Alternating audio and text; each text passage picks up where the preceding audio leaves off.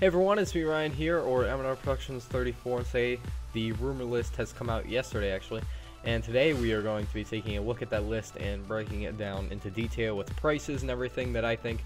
So yeah, first off we get the Microfighter line. We're going to be getting a Microfighter ARC-170. This one looks like it could be pretty cool. Include a clone pilot, maybe new, maybe not. We'll see. Next we have a Vulture Droid, which is going to be an interesting model. I don't know how they're going to do that with the minifigure, so that'll be cool to see. Next up, the Snowspeeder. Looks like it could be a very interesting model, especially with this picture. It shows two minifigures, and I think that would be very cool if they were able to incorporate that somehow. So that would be a very cool thing. Next up, the AT-AT. Again, a very cool idea here. I'm really excited to see what they can do with that, but I really hope they don't screw it up, because the AT-AT is of course one of those classic icons for Star Wars.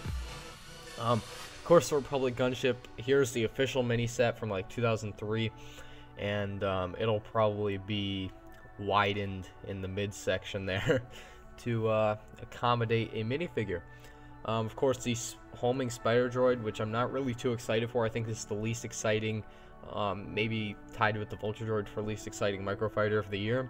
I just think it's going to look really bad, especially with the way they're probably going to do the legs. I think they're probably going to use like lightsaber blades, but black or gray, and I think it's just not going to look good, but we'll see.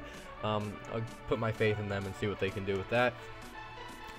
Next is the Imperial Troop Transport, and what you're looking at here is probably going to be a battle pack. It doesn't say Imperial Troop Transport battle pack, but I'm going to go out on a limb and say it's a battle pack, so just bear with me. We're going to find out here soon when the pictures come out, but this is just my speculation.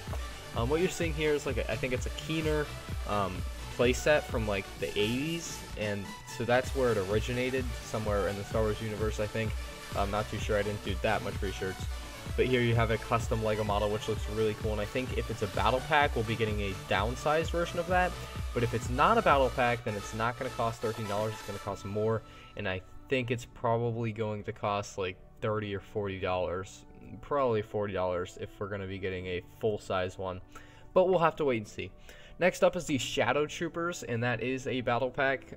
And as you can see here, we have some of the custom and Lego Shadow Troopers together in this picture, and I think it's going to be a really cool battle pack. I don't know what they're going to do for the ship, but it's going to be a cool battle pack nonetheless.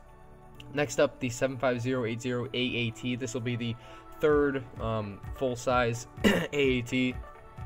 And the question most of you are probably wondering, is it going to be Clone Wars or is it going to be Episode 1?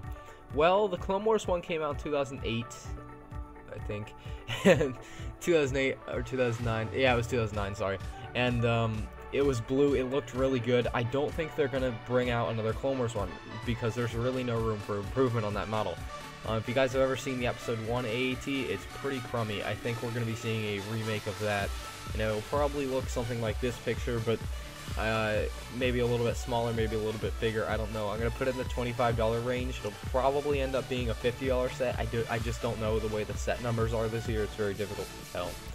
Next up, we have the 75081 T-16 Skyhopper.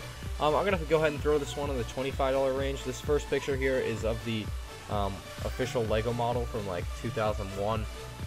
It included 96 pieces. And it was really a crummy set. Here's some custom ones, and they look much better. I think we'll be getting something along those lines, and we'll be paying $25 for it. It is from the original trilogy of Star Wars, if you guys didn't know. It doesn't get much screen time, that's why it's not widely known. And this will be the second Lego edition, so I'm really excited to see that. Next up is the TIE Advanced Prototype, and the only thing I could really bring up on the internet was pictures of Darth Vader's TIE Fighter when I searched this. So I don't know what we're going to be getting here. I just went ahead and threw it at the 25 to 50 range because I really know nothing about this set other than it could be Darth Vader's TIE Fighter, but it could also be something else, so we're going to have to wait and see on that. Was I right, or was I right? The AT-DP, I originally didn't know the name of this set when I first talked about it, but I did talk about it in one of my videos about set ideas for the next year, and I was of course right with this. The AT-DP will be a set. I put it in the 25 to 40 range. I think it'll probably be in the lower end of that. I just put it up to 40 because it's going to be a pretty tall set, so we're going to have to wait and see what they do with that. Here's a custom Lego one, just to give you an idea of what it'll look like. So yeah, next set is the 75084 Wookie Gunship. We know everything we want to know about that set, so we're moving right along. Then we have the Geonosis Troopers, which I think is going to be a battle pack. And the weird thing about this one is the set number we got is 75089. So it's at the higher end, it's not at the lower end of the numbers, but it's still called Geonosis Troopers. Maybe we got the numbers mixed up somewhere along the lines when we got the information, but we're going to have to wait and see on that one. I think it's possible that it'll be a battle pack. I think it's very highly likely that it will be a battle pack. And it's going to be really cool to see all these cool new helmet molds.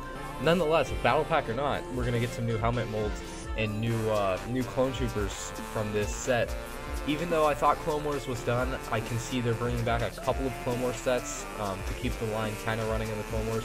But they're really starting to push the Rebels with the TV show coming out this fall, like I predicted. And the final set that we know of, another one I had predicted was Ezra's speeder bike, and I'm gonna go ahead and throw this one at the $15 range. Even though again the set number is the highest set number we got, which is usually the most expensive set.